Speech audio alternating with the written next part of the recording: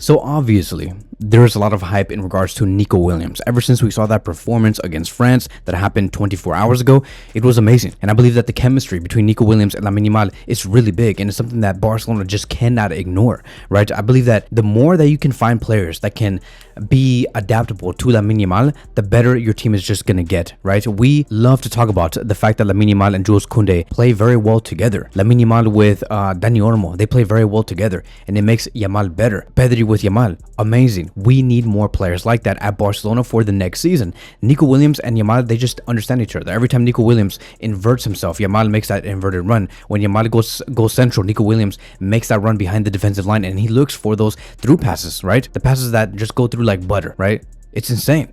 And Barcelona cannot ignore this, and everybody wants this to happen. The fan base wants for this to happen.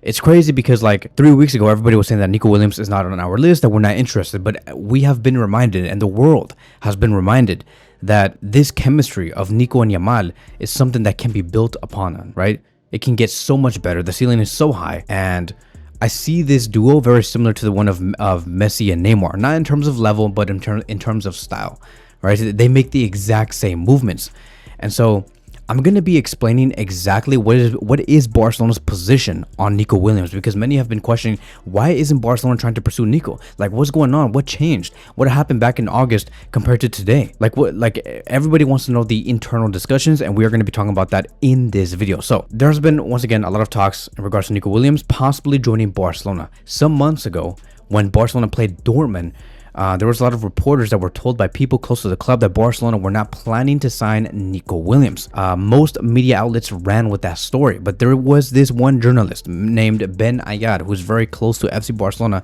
who has claimed that he held off on also reporting the exact same thing because he felt that the situation was not clear or final yet. And this was at that time like 7 to 8 months ago. So fast forwarding, right? Joan Laporta made a public statement, and we're going to be talking about the internal situation as well. But Joan Laporta made a public statement recently, which was about 2 weeks ago, and he stated that he was speaking to Catalan TV, and he stated that Nico Williams is not Barcelona's top priority anymore, which was a huge claim, because for a president to say that he's not a priority anymore, meaning that he used to be a priority for FC Barcelona, is huge news.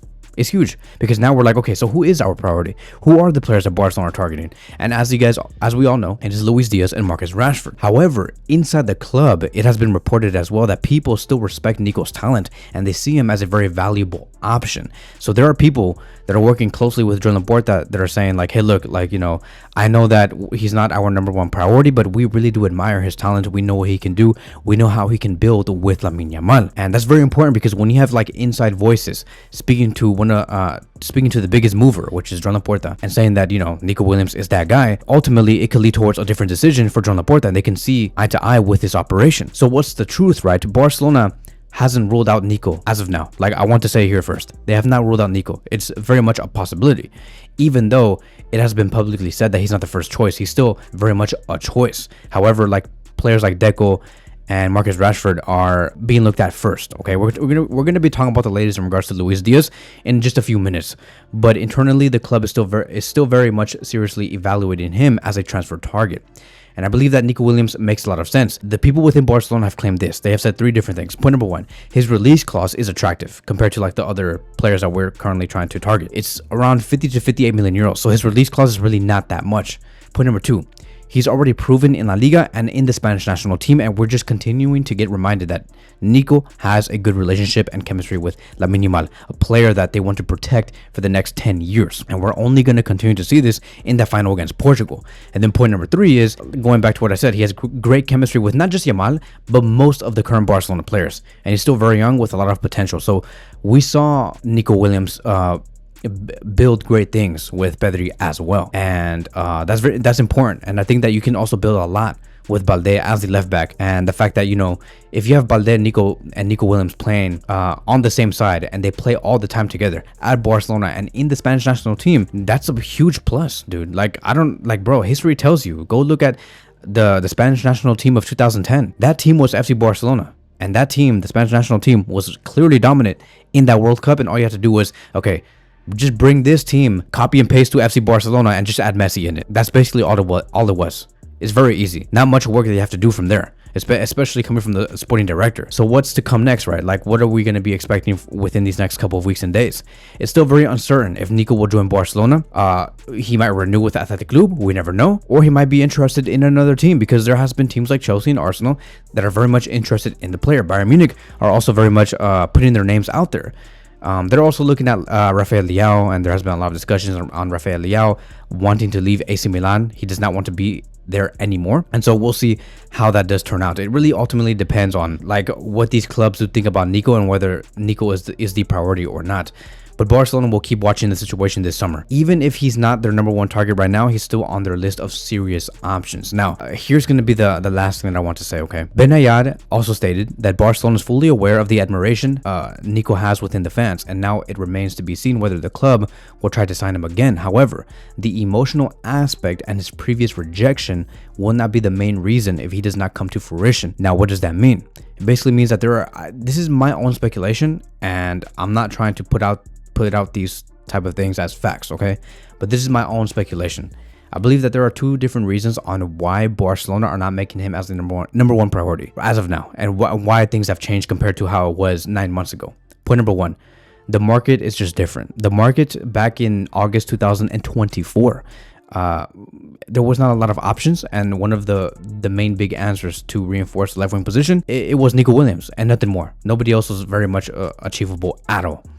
Point number two, right, on what I believe has really changed, is going to be the salary demands. I think that Nico and the agent are asking for something bigger in the summer of 2025 compared to the summer of 2024, which makes no sense to me at all. Because if you're gonna be asking for more money a year later after you just had a disastrous, right, league season with Athletic Club, I don't understand why you would want to ask for 4 to 5 million euros more, because that is one of the biggest problems that Barcelona have with Nico, is the fact that Nico Williams is asking for around 12 to 15 million euros a season, which is like around 450k a week, and Barcelona are looking for players that are they're like at around, I would just say 180 to 250 k a week. They're not looking for that much, and so I think that Nico is really gonna have to go out there if he wants this move to happen. Right, Nico's gonna have to go out there with his agent and say, hey, look, I only want FC Barcelona. I'm not gonna be asking for that amount if that means that I can join a team like FC Barcelona. And if he does that, that is where I think that Barcelona is gonna say, okay, let's step in, let's complete this deal, we'll have it done just like that. Pay the 58 million euros. We're gonna register Nico Williams on a salary of, let's just say 10 to 12 million euros, plus let's just say bonuses and some other variables, where if he makes certain appearances, or if he scores certain goals, or if he's like a Ballon d'Or contender, we'll pay him even more, just so we can maybe soften the deal with the agent and Nico. So going back to Luis Diaz, right, it says here according to Roger Torreo that if Luis Diaz leaves Liverpool, it will only be for FC Barcelona. Luis Diaz has completely rejected the idea of playing for Saudi Arabia. He and his father have always followed FC Barcelona and wish to play there someday. So there you have it, right? Luis Diaz does want to join FC Barcelona if he were to leave Liverpool. Now, the one thing that is missing is the conversations between Liverpool and Luis Diaz, right? What is going to be the sporting project? How are they going to use Luis Diaz? Liverpool cannot speak to Luis Diaz right now, and that is because of the games that Luis Diaz is playing with the Colombian national team.